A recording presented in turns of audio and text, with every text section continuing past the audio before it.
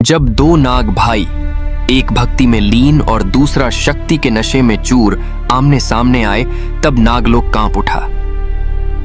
पर क्या सच में क्रोध रास्ता था सम्मान का, या भक्ति थी सच्ची जीत?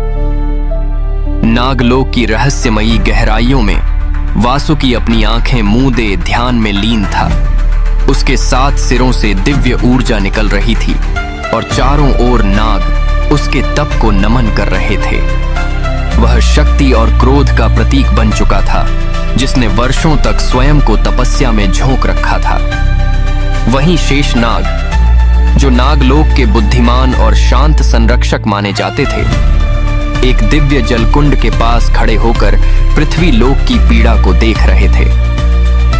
उनका मन व्यथित था, पर चेहरा शांत। वे जानते थे कि पृथ्वी पर असंतुलन बढ़ रहा था। जब शेषनाग ने वासुकी को चेताया कि क्रोध और शक्ति के रास्ते विनाश की ओर ले जाते हैं, तो दोनों भाइयों के बीच तीव्र बहस हो गई। वासुकी का तर्क था कि उसे भी सम्मान और भूमिका चाहिए, वहीं शेषनाग उसे विनम्रता का मार्ग दिखा रहे थे। वासुकी क्रोधित होकर गरजा। उसकी गर्जना से नागलोक की दीवारें कांप उठीं। उसके शरीर से ऊर्जा की लहरें निकलीं। कुछ छोटे नाग भय से पीछे हट गए। दूसरी ओर शेषनाग भगवान विष्णु की मूर्ति के समक्ष शांत मन से प्रार्थना कर रहे थे। तभी दिव्य प्रकाश में भगवान विष्णु प्रकट हुए और शेषनाग को आश्वासन दिया कि उसकी भक्ति व्यर्थ नहीं जाएगी। उन्होंने उसे अपने शाश्वत शयनासन के रूप में स्वीकार किया। इस बीच अकेले में वासुकी का क्रोध शांत होने लगा।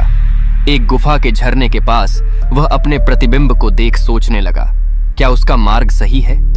उसका मन बदलने लगा और अंत में देवताओं और दानवों के बीच समुद्र मंथन के समय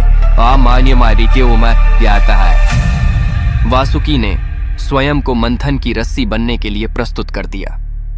शेषनाग अब भगवान विष्णु के शाश्वत आसन बने और वासुकी स्वयं को धर्म के लिए अर्पित कर चुके थे।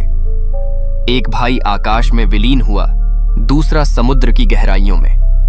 दोनों का अंत नहीं, बल्कि एक नई शुरुआत थी। यह कहानी सिर्फ नागों की नहीं, बल्कि हर उस आत्मा की है जो क्रोध और भक्ति, अहंकार और त्याग, शक्ति और सेवा के बीच झूलती है। वासुकी और शेषनाग, एक चेतावनी और एक प्रेरणा।